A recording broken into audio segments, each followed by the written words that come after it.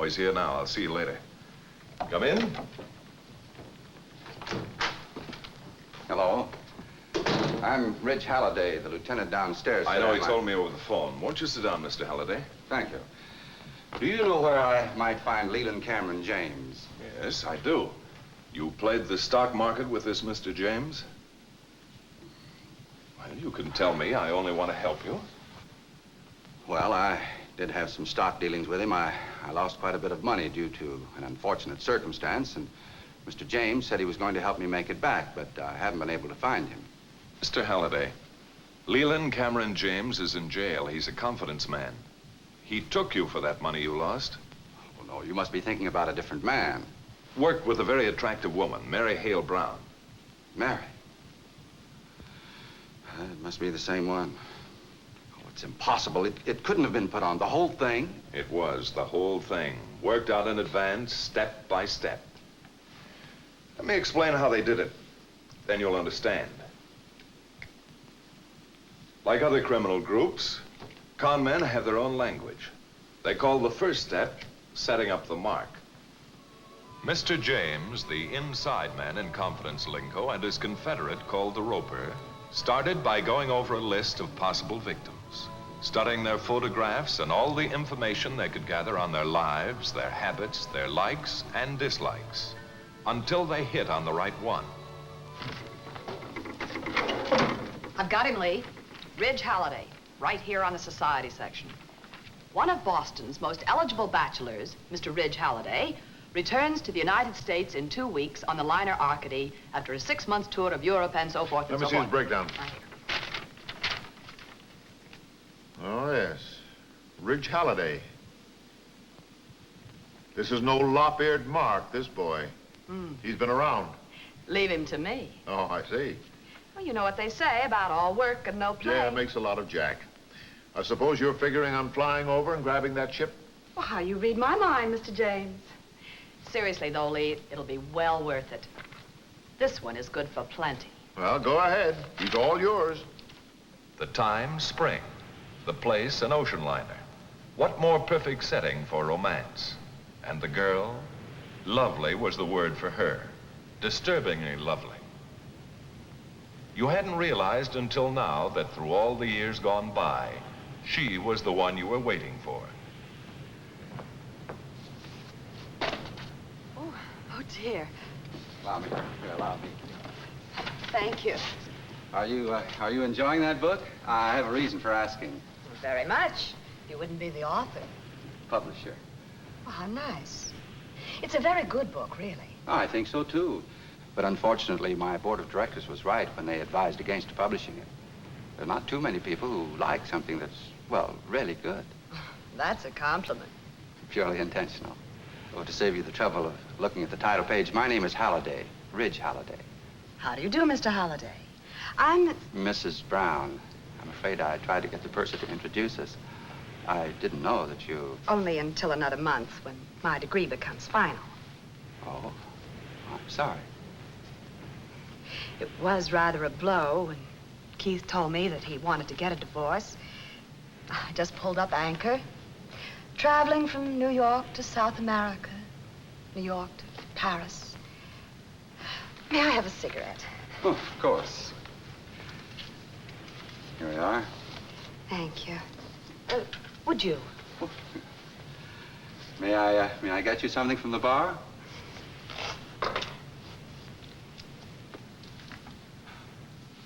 I make a very good listener, if you'd care to...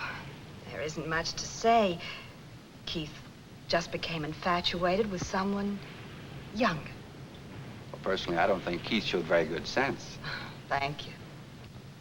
You're from New York, aren't you, Mr. Halliday? Boston. But I intend to stay in New York for a while after we dock. Business. To see you. May I? New York is nice in the spring. You really fell for it, didn't you, Mr. Halliday? And you had no way of knowing all of this was only step number 2. Shelling out the con or gaining the victim's confidence. New York. You'd been there many times before, Mr. Halliday, and always hated it. The strange unfriendliness of a city so crowded with faceless people hurrying nowhere. But now it was different. Warm, welcoming, exciting, because you were in love. Mary, on board, you said another month. When is the day? The 15th. Oh, it's a long, long way off. But you hardly know me, Ridge. Well, you're right. There are a lot of things I don't know about you, but I'm going to find out about them hour by hour, day by day. Why, I've never really felt this way about anybody or anything before. You're very sweet, Ridge, but I don't think we ought to talk about anything until... All right, but on the 16th, look out for shooting stars and skyrockets.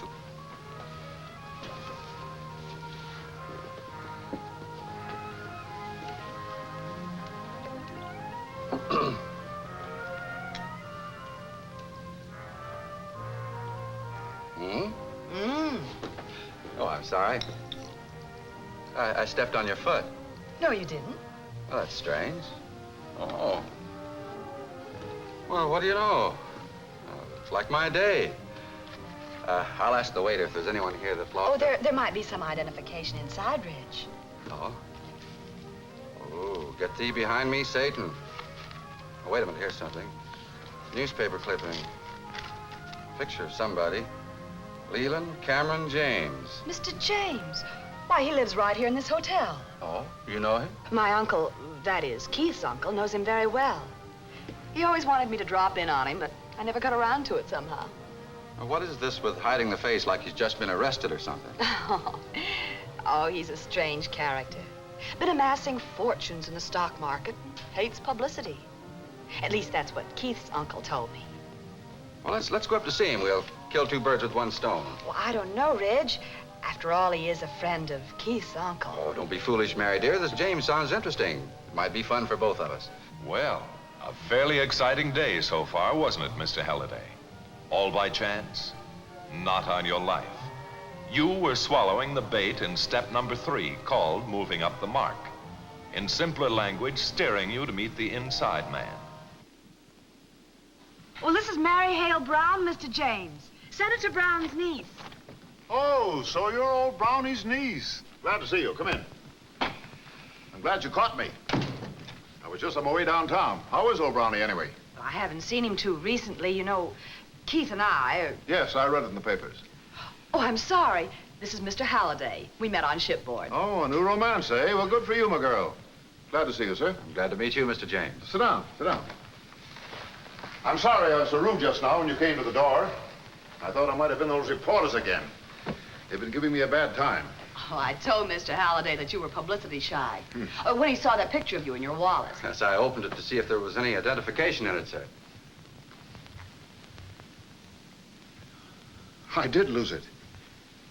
I'm glad that you found this, Holiday. Well, there was a lot of money in it. Oh, it's not the money. I wouldn't want anybody to see this wire connecting me with the syndicate. Of course, you'll keep this a secret between yourselves. Why, you make it all sound so illegal, Mr. James. Well, let's call it questionable. Well, now that you both know, this syndicate that I'm connected with, we buy stock in small companies, raise the price, and then sell. No, really? Can they still do that? You know, I like you, Holiday. You sound like a skeptic. Do you happen to have $100 on you? Well, I think there's still time for me to get you in on that Corday copper deal.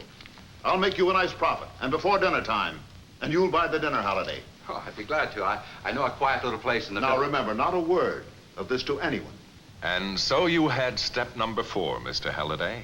They call it spinning him the yarn, or letting the sucker find out about a scheme for making some easy money. A questionable scheme, of course, but safe, which made it all the more interesting.